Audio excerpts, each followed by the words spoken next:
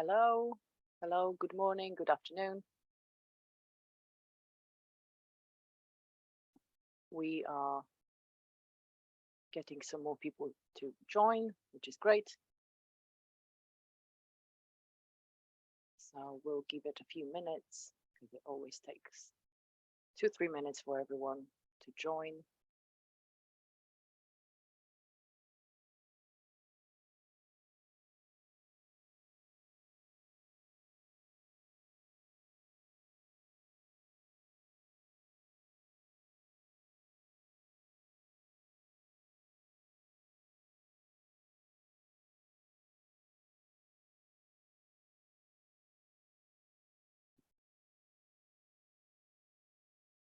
And again, hello, everybody. Good morning or good afternoon, depending on where you are in the world. It's good afternoon for me, definitely. I'm in the UK. It's actually quite a nice afternoon as well. But it's supposed to rain soon, as usual, in the UK. This time of year, anyway. So, yeah, we have more people joining. So we'll leave it until probably about 2 or 3 past before we start, before we begin. So just a bit of yeah, oh, hello from Senegal. Yeah, you can type in the chat if you wish where you are. Everyone can see your messages, your messages in the chat. It's for everyone to use. You should have it in your Zoom taskbar. Great, we've got some South Africa as well. Yeah, and a bit of sort of housekeeping as well while we're waiting for more people to join. As I mentioned, you've got the chat option should be visible in your taskbar, as well as Q&A option. So at any point during the webinar, if you would like to ask a question, feel free to use either chat or Q&A, whichever you prefer. We will be monitoring the discussion, the questions during the webinar, and we will answer either during the presentation or at the end. It's both options are possible depending on the flow, really. And yeah, you can leave your questions at the end if you prefer that. And also you can chat amongst each other in the chat. Like I said, the chat messages are visible to everyone. So sometimes maybe a community member will actually have answer to your question as well, which we love to see that as well. The community users actually helping each other. So feel free to chat, feel free to ask questions. Right, so we are at 3 past, so I think we can begin, and if more people join us, then that's great. This webinar is recorded, as all of our webinars are, so if any of you need to leave early, drop off for whatever reason, then you should be able to catch up with the recording as well. Obviously, it makes sense to stay if you can, because then you can ask some questions live and take part in the discussion. So yeah, welcome everyone to this webinar. My name is Dominika Tasasz, and I'm here with my colleague Lukman Said, who will be presenting to you in a few moments. So this is, hopefully you all know why you're here. This is the webinar around Jakarta EE NoSQL with Google Cloud Firestore. So your presenter and your technical expert for today is Lukman, who will take over from me in a moment.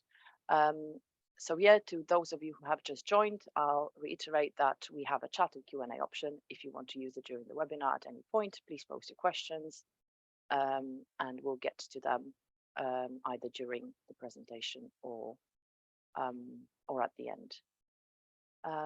Yeah, so I think without further ado, I'll pass it over to you, Lukman. I'll stop sharing and yeah, take it away. Okay, thank you, Dominika. So welcome, guys. I'll just share my screen here. Can you see my screen? Yeah, all should be, yeah, all works. Okay, nice. Good. So our agenda for today is going to be as itemized here. We're going to start with a quick preamble, and then we look at the Google Cloud Firestore, take a bird's eye view, and then we look at the data model for the sample application. We see how to connect to Firestore. We see how to use Jakarta EE construct to get things right and create simpler applications. And then we finally do a demo. Of course, these are not hard and fast. We could be jumping from one to the other. It shouldn't really matter. But a quick preamble about NoSQL. Over the past few years, NoSQL has become very popular, and there is always the obligatory argument as to which is better, SQL or NoSQL. I really personally find those arguments a bit counterproductive. NoSQL in general is yet another tool in the arsenal of a developer. Similar to being a cook, the more utensils and cooking stuff you have, the more cooking utensils, the more cooking appliances you have within reasonable bounds, the better and much more efficient a chef you become. So it's not so different from being a developer. The more tools you know and have in your arsenal, the better and efficient, much more efficient you're able to solve problems using the right tools. So SQL or NoSQL are both tools that will be used for the jobs they are particularly suited for. So for me, this is not about whether SQL or NoSQL is better. This is just about learning about a new tool that you can add to your arsenal. But much more importantly, it's learning about how you can use Jakarta EE as a foundation to use practically any tool out there to solve your own business domain problems. And that is why we are doing this, just to showcase to you how Jakarta EE is very, very agnostic and gives you all the free will to use whatever tool to solve whatever problem you have at hand. So NoSQL and SQL is just a matter of using the right tool for the right job. Now, Google Cloud Firestore. What is Google Cloud Firestore? Google Cloud Firestore is NoSQL, fully hosted NoSQL database service from Google. It's essentially part of the Google Firebase offering. Firebase is a fully cloud-hosted and managed offering for developing applications. It has a lot of other products as well, and Cloud Firestore is one of such products. Now, what exactly is Cloud Firestore?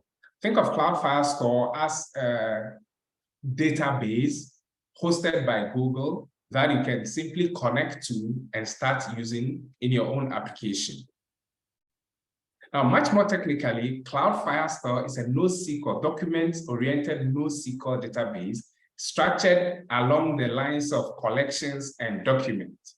So similar to SQL, where you have database table, and then you have database rows or records, in Cloud Firestore, you have a collection. And a collection, think of it just as a container for documents. So you create a collection, and then within this collection, you just drop your documents. And one of the tenets of SQL is that it is sort of, think of it as a free range or free will, freehand, freestyle holder. So when you have a collection, you can dump any kind of document into this collection.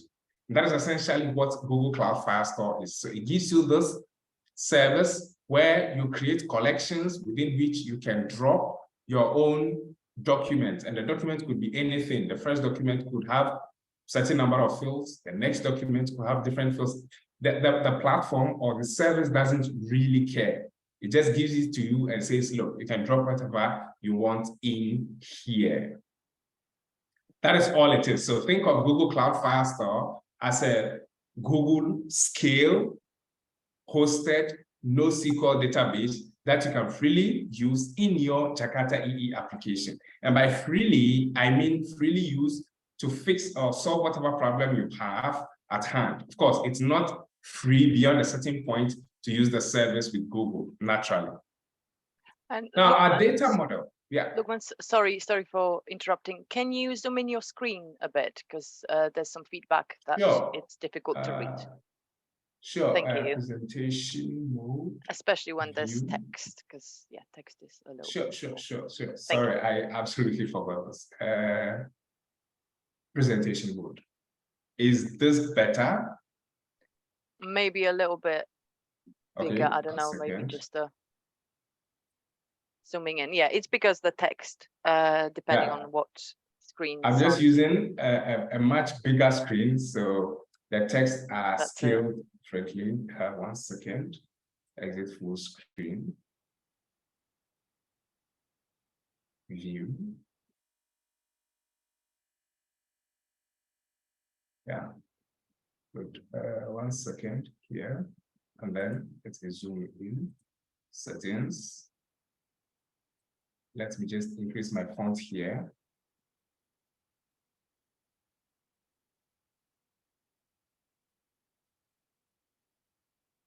Okay. Hopefully this gets better for our viewers. The code is definitely better visible. Okay. Are we okay? I think that should be good. I'm using quite a small screen, and the code is very much visible, and maybe the text on the right side is smaller, but I think it's the code now. Yeah, it's okay. We've got some feedback. Thank you everyone. Yeah.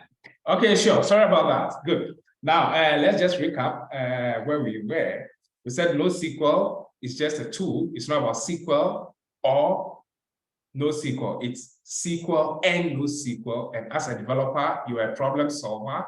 And the more tools you have in your arsenal within reasonable bounds, the better a developer you are. And as a Jakarta EE developer, you are not bound by the platform. And that is why we are having this session. So you see how free you can use the platform to use other tools out there to solve your own specific problem domain issues. And then we said Google Cloud Firestore is a Google-hosted NoSQL database that is organized around collections and documents. A collection is a container for holding documents.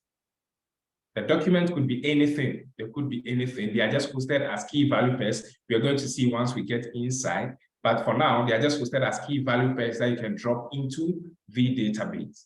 And then we were here on our data model. Now, as Jakarta EE users, we are obviously developing in Java. Of course, you could use Kotlin or Groovy or any other language, but by default, you are most likely developing in Java. And so your data model most likely is also going to be in Java. Now, this session is going to teach you how you're going to take this data model in Java and then get it into Google Cloud Firestore. But before then, let's look at our data model. We start with our department.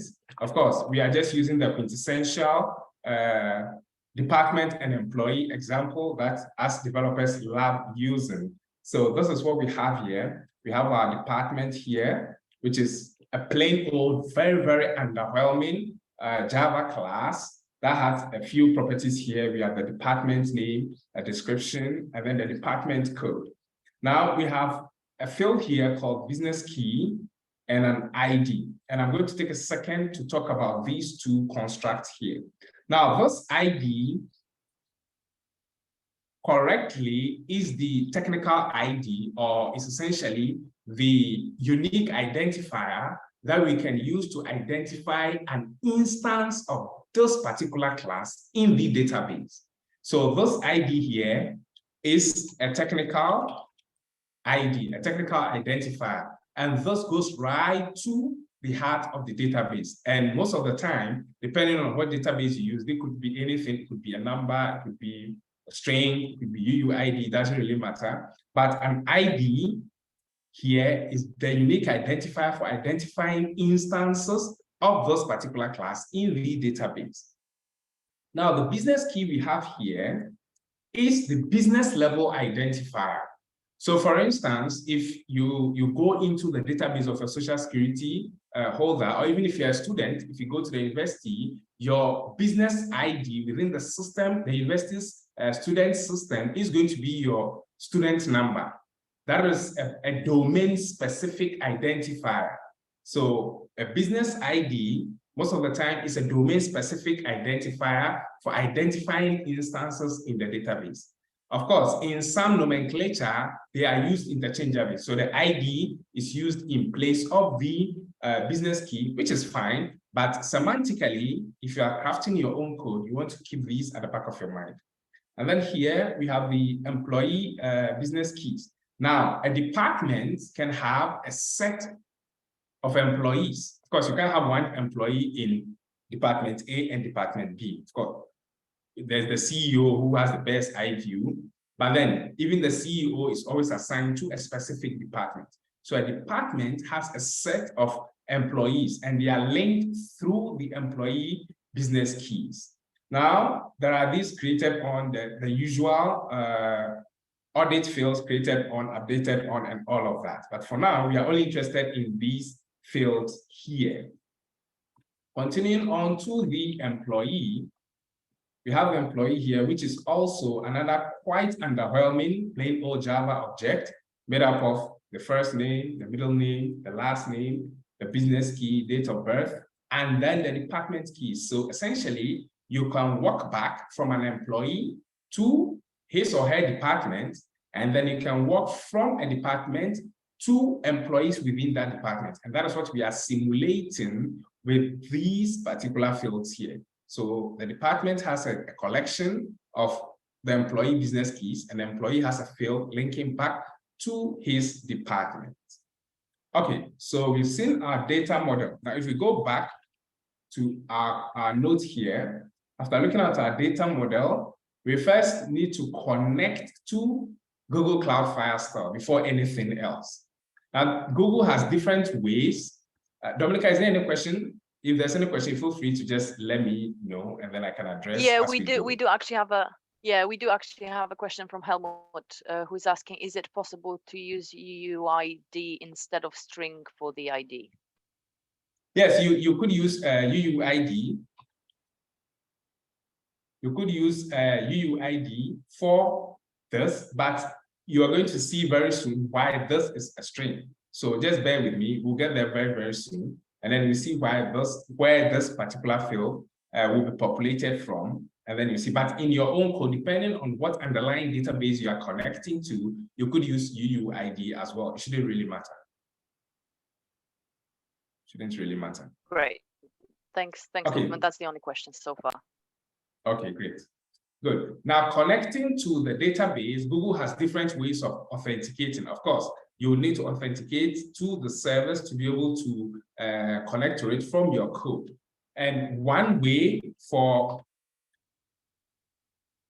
convenience that we are connecting to this Google Cloud Firestore persistence controller is through the use of a JSON file. Now, when you go to Google Cloud Firestore or Google Firebase itself, you have different ways you can authenticate an application. And one of them is that you can download a JSON file and then pass that JSON file to the Google Cloud Firestore API to authenticate yourself. And that is exactly what we did here.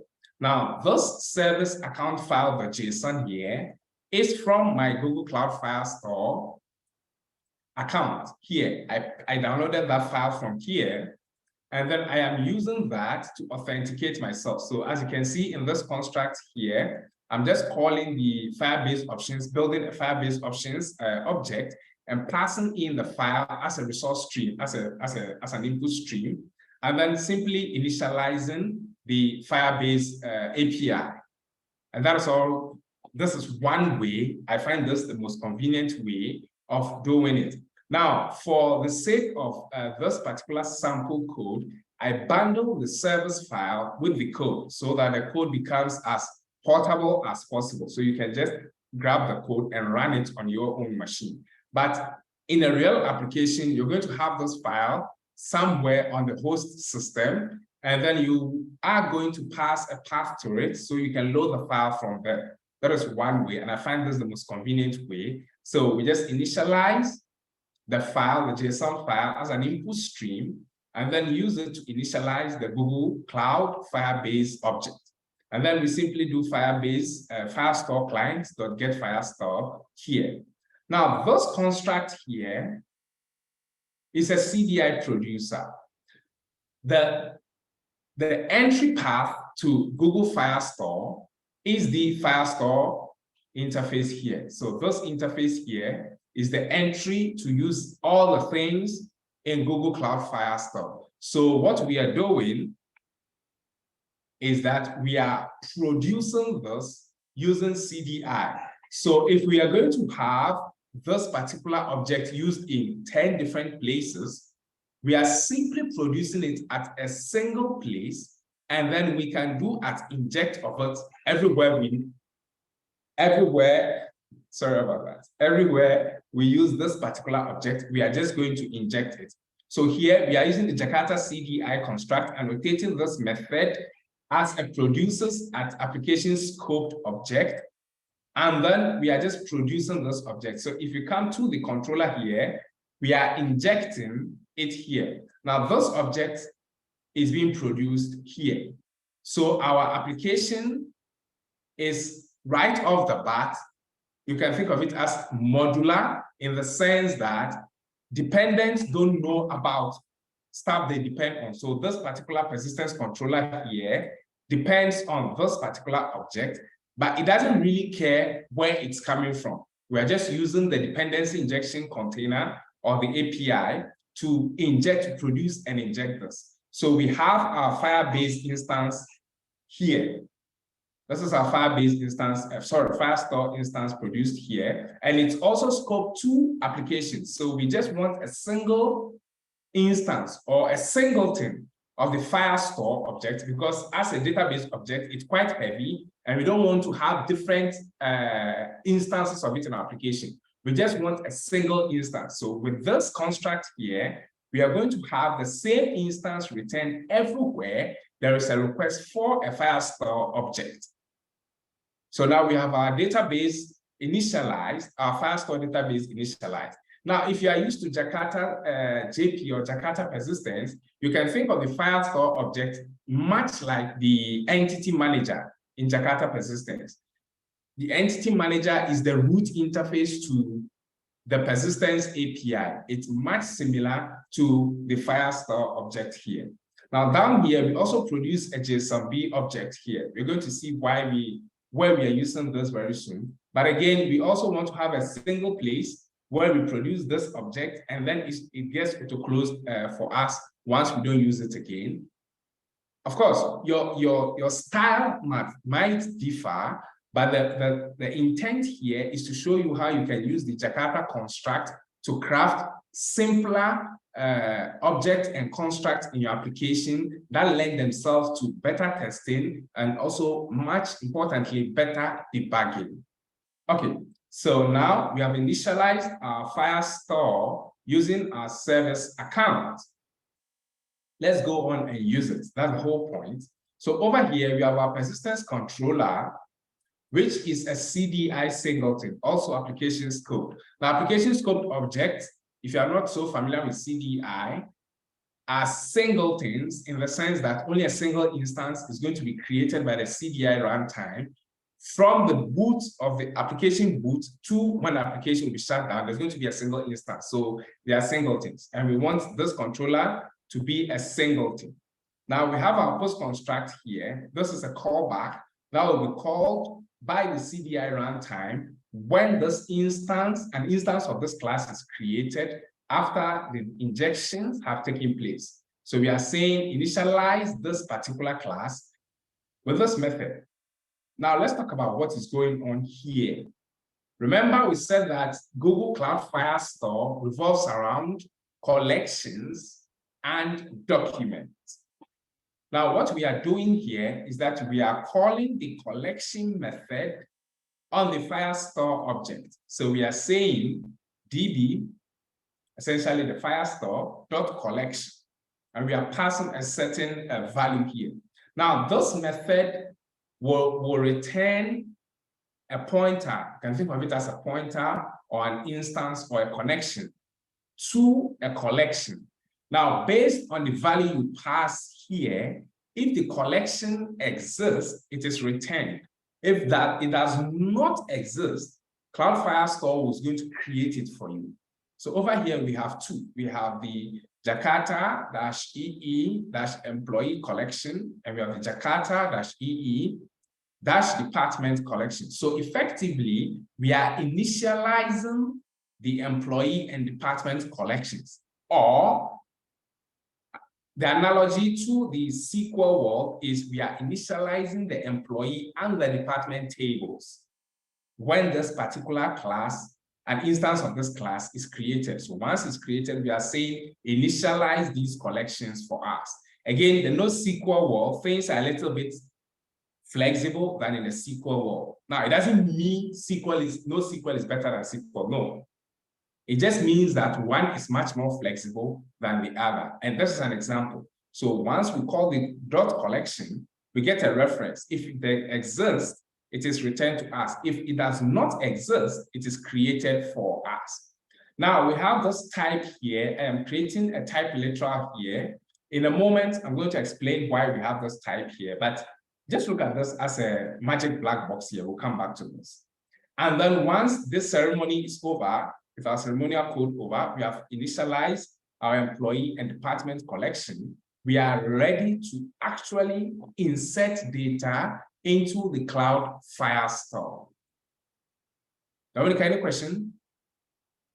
Yes, we do actually have some questions. So, okay. Question from Maodo is your project Mavenized or Gradle? I use Maven.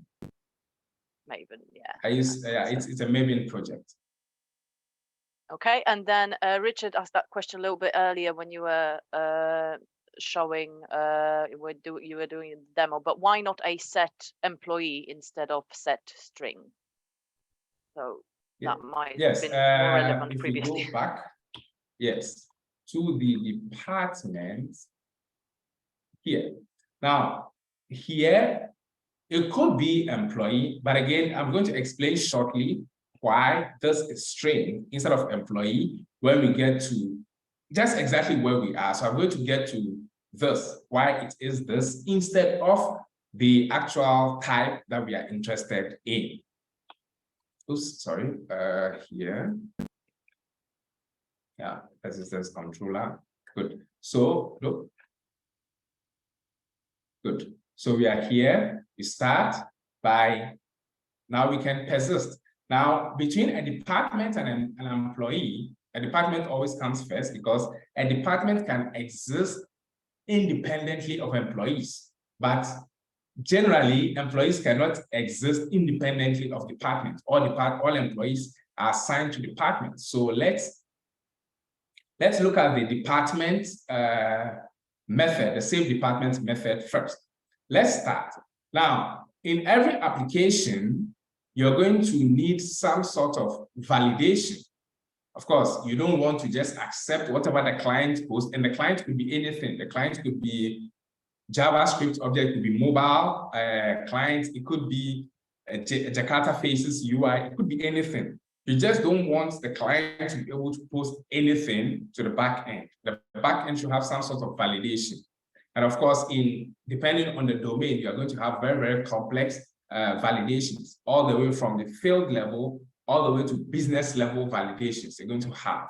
Now, to simulate that, if we go to the department, you can see we have some constraints here. We have the not empty from the Jakarta Bean Validation API here. We are saying that to create a department, at least these three fields need to be set. So you need a department name, the department code, and then a brief description of the department. Of course, in a real application, in a given domain, you're going to have much more complex validations. But for our purposes, this suffices. Now, before you can do anything, we want to validate that the instance you are posting is valid. So we have a validate method here. Now, if we go into the validate method, you can see there is nothing specific to my application here. These are all the Jakarta Bean Validation APIs. So we just built a default validator factory, and then we just use that to validate what is passed to us, the object passed to us. And if there are any constraints, we throw a constraint violation exception here, because we want to be sure that what is passed to us meets the requirements that we've set in the application. So if we go back to the department here, before you can persist a department, it first has to pass validation.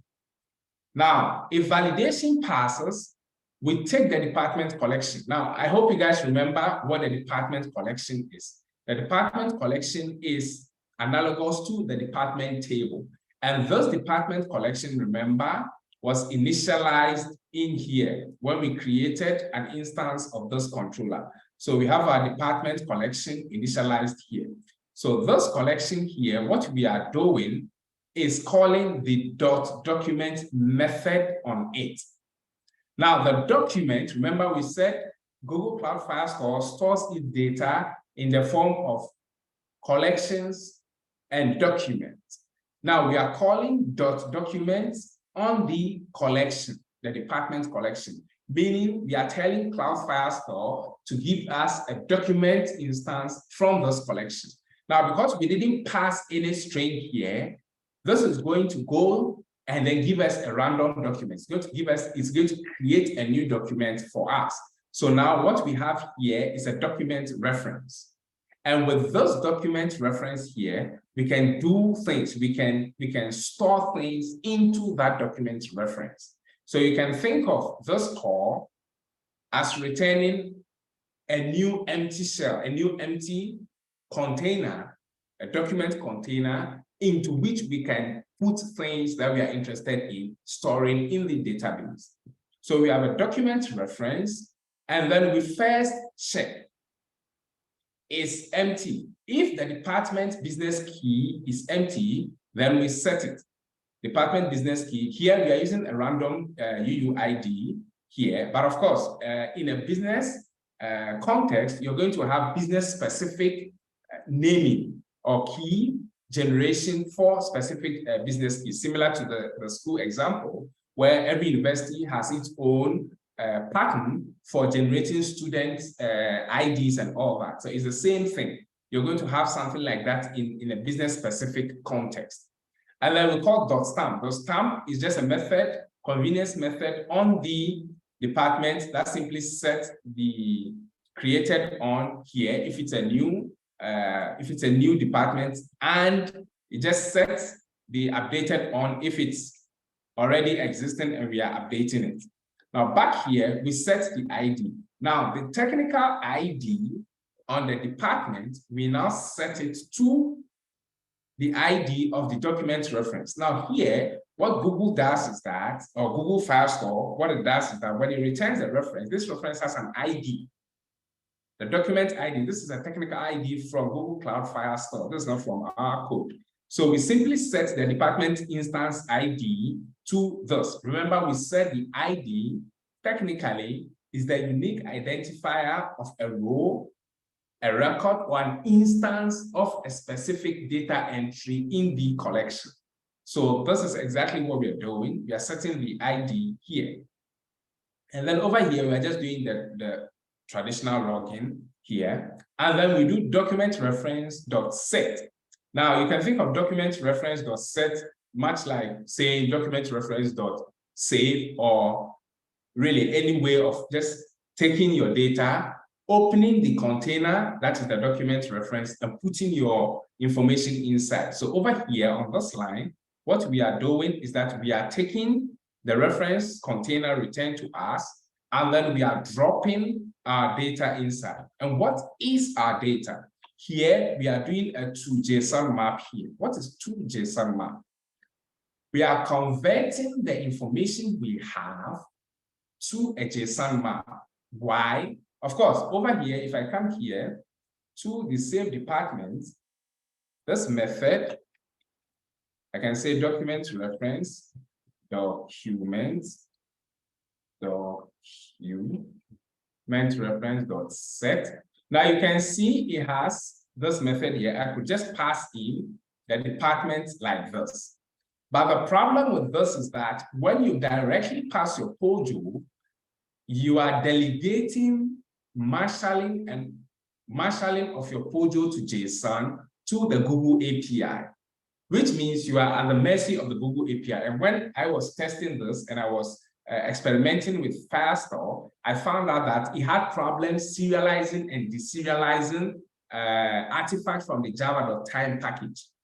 So you really can do this particular call here, and then use artifacts like artifacts like these. You can't use them because it failed to serialize these or deserialize them from JSON. So I found out that nope, this wouldn't really work. You are at the mercy of their serializer. So then the workaround is that since a document itself is just a key value pair, so even if you pass, again, if I undo this, even the object you are passing here is still going to be marshaled into a key value pair, a JSON key, and JSON is just key value pairs, into a key value pair in the form of JSON in the database. Why don't we just do that? And since the set method, it has overridden versions, so here we can pass a map of string objects here, and those will be persisted to the database. And if we have this,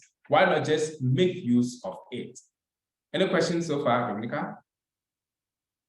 No, I think no more questions at the moment. Okay, nice.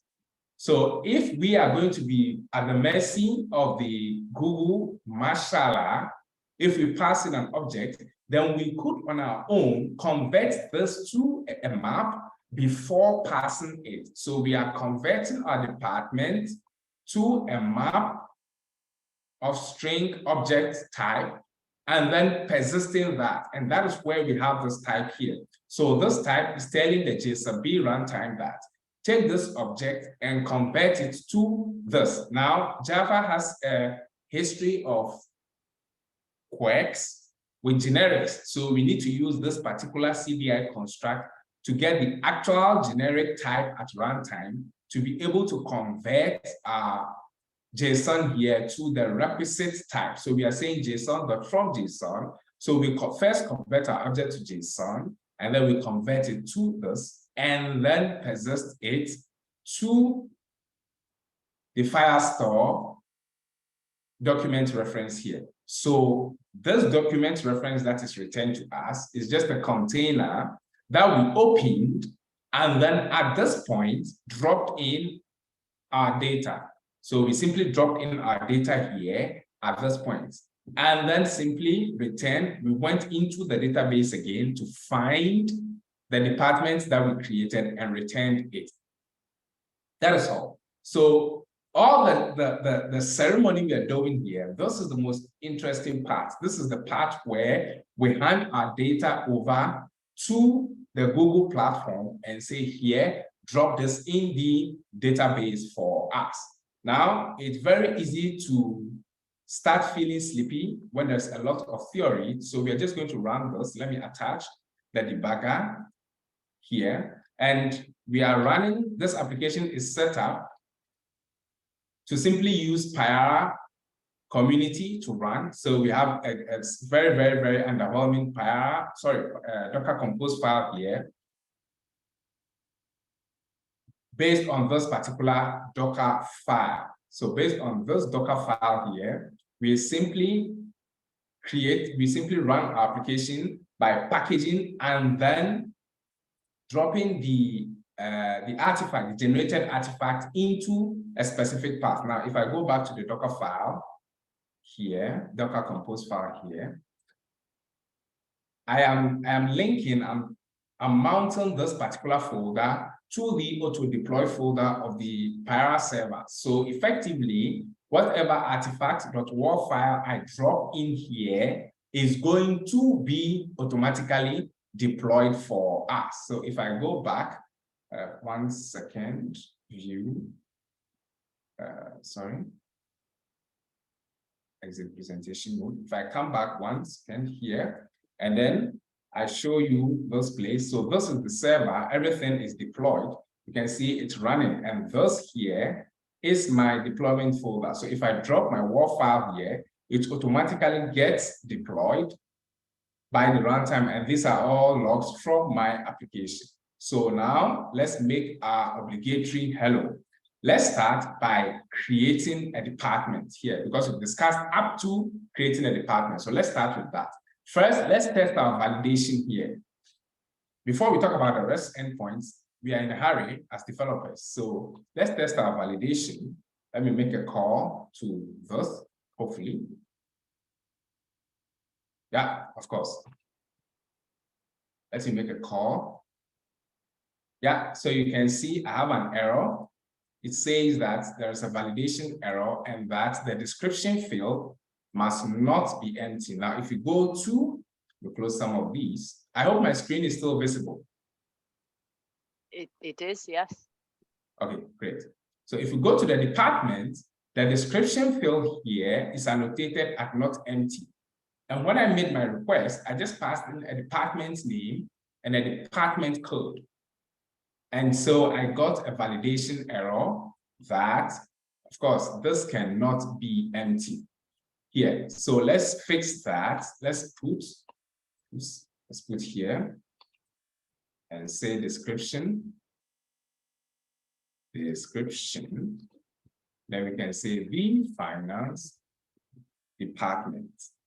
So if you are a keen observer, in the controller class here, I have a breakpoint here. So let's go and then check something out. Go. And then we are here. So now let's inspect all the stuff that we have. If you look at the document reference object here, since this... yeah, that one is quite small, isn't it? 1 second. Go back to presentation view. And then we actually have a question. What is the name of the editor IDE you're using? It's IntelliJ Ultimate. Yeah. Okay. Okay, it appears I don't have that when I'm in the presentation mode. Weird. Exit. Okay. Good. Here. Good. There's no way I can expand this. Okay, never mind. So we have our reference here, and then all the way document reference, we took this particular document, got its ID, and then set it on our department. And then here we are doing a set. Now we have this particular set that we are passing a JSON object, string object to. It's a map, and JSON is just a map. So we can just do to JSON map and pass in our department and see what we get. So you can see if you call to JSON, this is what we get. So there is a department name, the employee, blah, blah, blah, and all of that. Now let's run this. And then this should be good, hopefully. This is good. And then this should be good. So we can go back. We can just do another call. First, we can remove our breakpoints. We don't need it. Can just come here, then do a few more calls.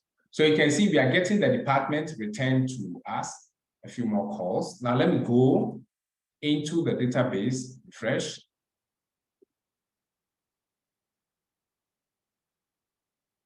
And then you can see we have Jakarta EE -department. And this collection is what we initialize over here. This particular collection, the department collection, remember here, Jakarta EE -department is what we initialized here. And this is what we have. So these are the instances that we have stored in our database. Now you can see we have the business key, we have the ID. Now this ID here, if you look at the ID here, is the same as this particular ID. So for this particular document instance, or this particular department instance in this collection, this is the ID, and this is set on the department instance. Now we do this so that we can get a reference back to this particular document and then make queries on it, or make updates or whatever on it. And that is why we set the ID to this. Much similar to in the SQL world, where you set the ID of the table into a field here. Now, there was a question about why not use, if you go back to the IDE, there was a question about why not use the Java type here instead of this. Now, let's go here and look at the employee, saving an employee. To save an employee is not so different. We validate first of all, then we get a reference to the employee. We use the employee collection to get a document reference, and then we do a few things. But because an employee cannot exist independent of a department, to save an employee, you need to pass the department key. And the department key, we use it to find the department. And then if we find a department, we link the department to the employee. And then we link the employee back to the department. And this is done here. We say employee.set department key, and then we set the department business key. And then here. Now, we could, in theory, set the or change the type here to the Java type. But then if you are thinking in terms of JSON, JSON is simply key value pairs. Mostly the key is, not mostly, the key is always a string, and then the value can be anything. Now, rather than serialize the entire Java object in the department, you just keep the key, because in the end, in JPA, for instance, when you model JPA entities where you have one-to-many, similar one-to-many types like this, where you have, for instance, employee. So I could do this and say employee. Now, behind the scenes, what JPA does is that this, even though to you as a Java developer, this is the Java type, behind the scenes, what JPA does is that it simply uses the IDs to link them. So behind the scenes, it's just about the same thing. And I personally find it much easier to just link them through the business ID. And this also reduces coupling. So you could tomorrow simply decouple your applications and they should still just work, because the department doesn't know about employees and an employee doesn't know about a department. By no, I mean they are not linked to each other in a type-safe way. They are linked, they are loosely linked to each other. So even though you can walk from a department to an employee, in the Java sense, they are decoupled. So tomorrow your application can be broken down into microservices if you are so inclined, and you really don't need to change much in your code because you have decoupled the various components. And that is one of the reasons why we use CDI producer, for instance, to factory. We use CDI producer to decouple the instantiation of this particular object from our code. So if we need to amend or do some kind of custom initialization or anything, we just go to one place and change that. There is no coupling. And if we come to where we are using this particular object, there's no coupling here. Tomorrow we could swap the implementation of the producer and we wouldn't need to change anything in this class. And so even though you could do it, I find it much more maintainable if you try to step back and then decouple your applications as much as possible, the various components from each other. But again, this is just an opinion I have, and you are absolutely within your right to have a different idea. And that is the beauty of programming. We all have different ways of solving the same problem. Okay, so back here, to save an employee, we just need a department and then the employee object and then blah, blah, blah. And then the document reference, the employee document reference, we do the same thing. Then we update the department and return. So let's come back here. When we made the post, there was a department returned to us. So let's just pick this random one, pick this business key, and then create a department, create an employee in this department. Let's paste this here. Oops. Yeah, employee. Yeah, here. Let's paste this here. And then create here. So this is the endpoint to create an employee. So let's just post this. Yep. So we have our employee created, John Jakes, blah, blah, blah. So if I go in here and I refresh this, you should see now we have a collection. Now, earlier, it wasn't there. And I didn't really do anything in my code. All I did in my code was to call for a reference, was to make a reference to this. Once we had the reference, the first time we access it, then it is created for us. So if we go back here, we have now the employee collection. And this is the first document in there. And we have John Jakes, blah, blah, blah. So you can see the full object graph is serialized here just fine. Even though we posted a string object, behind the scenes, what we are doing is exactly what the Google API would have done for us if we had passed in the Java type here directly. We would have done the same thing, but we chose to do it this way. So we are again decoupled, and we can use all the Java types without any problem with the Google Marshall. Otherwise, you are going to have to depend on it. But if we have the API on the Jakarta EE platform, why not use this? And that is exactly what we are doing. We are using the JSON API, JSON B API, to simply marshal to a map before persisting. And so we have our employee here, and this employee is linked to this particular department. And this department here, if you come here, is in here, this one. This is the business key, blah, blah, blah, 02. So we can, let's just use this. Let's copy, and then come and make a REST call for this department. So we can come here and say, get us this particular department. And then we can do a get.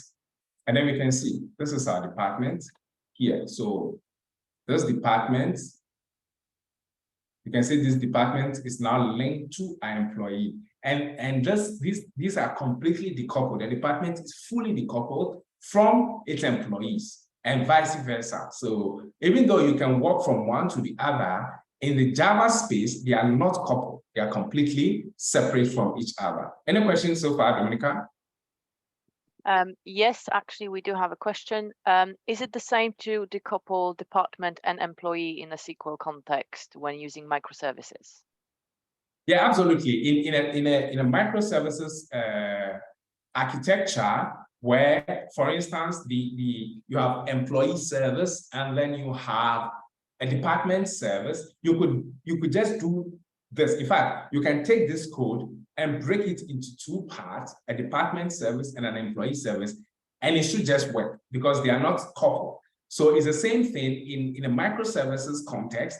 You could link the department to the employees using a very abstract style. So for instance, a string, or even the technical ID of the department, which most of the time is long. So you could link them like that, and then you can use it to still load the employees, but they are not coupled. They are completely decoupled from each other like that. And this is one of the powerful things about Jakarta EE platform. It gives you the construct to be able to create fully decoupled applications such that you can take a path, transform it into something else, and you're going to have to do very minimal work. And as you can see, there's not much I'm doing other than my application just running. It's just in there, it's sitting here quietly, and it's running. It's just accepting my request and just returning my data. And briefly, we can take a look at the REST endpoints. Let's start with the department resource here. This is just a simple Jakarta EE REST endpoint that has two resources, the save department and then the find department. And this find department resource is what we just made a call to, this one. We just made a call to this, and then we got this particular department returned to us. So this department now has an employee, and this employee is also linked. So we can take this business key and come here and say employees department. You can find all employees in this department, and this should return. Oops. Yeah, of course. We can find all employees in this department. I think I mixed up the endpoint. But yes, this department here has this particular employee, and then we can find all employees in this department. Yes, I need the business key of the department and not the employee. So here, I missed the endpoints, yes. Yeah, and this endpoint gives us all employees in this particular department. As you can see, this is it here. These are all the employees in this particular department. And this data is saved in here. So this employee is here linked to this particular department. 02, no, should be this one. Yeah, this one. So this, good. So you can see the employee business keys here. And so even in Cloud Firestore, they are still linked, but they are 100% decoupled. There's no tight coupling between them at all. And this is one of the good things about building modular applications, whether microservices or monolithic application, it doesn't really matter. You want to use the construct to create applications that are not tightly coupled such that you can separate them without a lot of bloodshed and tears. You want to create that kind of application. That is exactly what Jakarta EE platform gives you. You have these constructs, as we have seen, we have all these constructs to create objects in a very loosely coupled way in our factory. Here we are creating objects, injecting them, and then the artifact using, for instance, this controller doesn't care or know about us. So we can swap the implementation of this particular object producing factory, and our code should just work like that. And this is how you can use various tools, SQL, NoSQL, and all of that in your Jakarta EE applications to solve your own business domain. So to recap, if you go to our notes here, NoSQL versus SQL, they are all just tools. You don't really need to sweat over them. Use the right tool for the right job. As long as you are using Jakarta EE, you are more than welcome. They are all tools. Google Cloud Firestore, think of it as a giant database that gives you collections into which you can drop your documents. And our data model, you can see they are just plain old Java objects, nothing much. And we found a way to decouple their insertion into the database using the Jakarta JSON-B API so that we don't depend on Google's Marshall. And connecting, we saw the simplest way. We just download a JSON file from Cloud Firestore and then use it to authenticate ourselves. And then you can see we use various Jakarta EE constructs to actually be able to create applications that are not fully coupled to each other, such that tomorrow we can tear them apart without really having to do a massive rewrite of our application. Any questions so far? Yeah, we've got one more question from Frank. How would you go about updating a collection in NoSQL? Would you have to load all documents and then update them individually instead of using an update statement? Yeah, it depends. Over here, again, depends on how you're doing the update. Each SQL database has its own way of updating, but over here, there is a place where we are updating the department here. So we do update department documents dot, yeah, of course, department collection dot document. So again, you are seeing we are using the technical ID to get a document reference. And then once we get the document reference, what we are doing is that we are doing a set, but we are passing an option.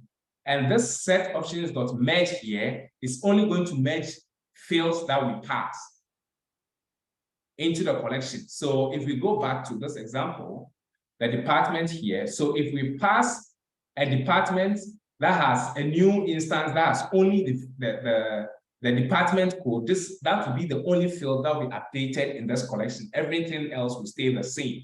So the set options here, the set options in here, set options here dot merge. If you look at the Java doc, it says changes the behavior of set calls to only replace the values specified in its data argument. So that is how you can update in Google Cloud Firestore. Of course, each SQL, NoSQL database has its own construct. By using Cloud Firestore, you can use the set options here to only persist the new fields that you are passing. Any more questions? Yeah. Is the example code available anywhere? Yes, I'm going to get this uploaded to the Para Examples repository, and then you can pull it and take a look at it at your convenience, so you can learn more about Cloud Firestore in particular, and then the Jakarta EE platform in general, and the various constructs it gives you to craft much powerful and modern applications. I've just posted a link that, well, it's not there yet, is there? No, it's not there yet. We'll be uploading this today, and then you can take a look at it. But we already have a guide, a detailed guide available that you can use with the Google Cloud Firestore. So once this code is also available, you can pull it and then use the guide alongside to get going. That's right. Yeah, I've shared the guide already in the chat, but I'll share it again. Nice. No more questions at this point. Yeah. Hopefully I haven't missed anything.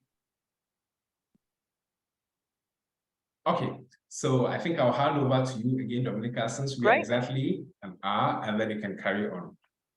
Yes, thank you very much, Lukman, and thank you to all of you here for a really good discussion. There were some really good questions, so we could expand on what Lukman's been showing in his demo. So hopefully you can see my screen. I am now showing you the page with the guide, which I've shared the link to in the chat. So this is basically an expanded and written format of what we've just talked about. So for some of you who might want to go back to what we discussed today, you can just go ahead, follow the link in the chat, and it will take you to this page where you can download the guide from. And I also wanted to maybe remind you, because I believe most of you would be using Payara Platform Community Edition.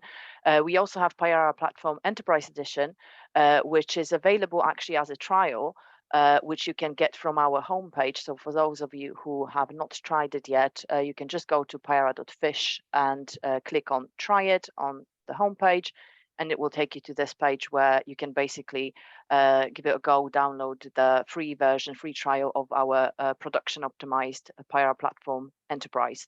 So for those of you who are using Payara Platform in community version, but are thinking of moving into production at some point soon, you can trial the enterprise version. That comes without the support, obviously. That is when you actually do want to move to production and buy the Payara Enterprise. But you can trial this version for free right away from our website. So if you haven't tried it already, then I definitely encourage you to do so. So yeah, I think we definitely at the time we 2 past 4, at least in the UK, so 2 past an hour. And Amaldo is again asking, is the code in this webinar available? So it will be available here on this page. Hopefully you can see it. It's the Payara examples on Payara GitHub. So you should be, there's a link, I'll send the link again, but you can just, you can find it through Googling it, even if you're not following Payara on GitHub, which I encourage you to do so as well. So we will shortly post the examples onto this page as well.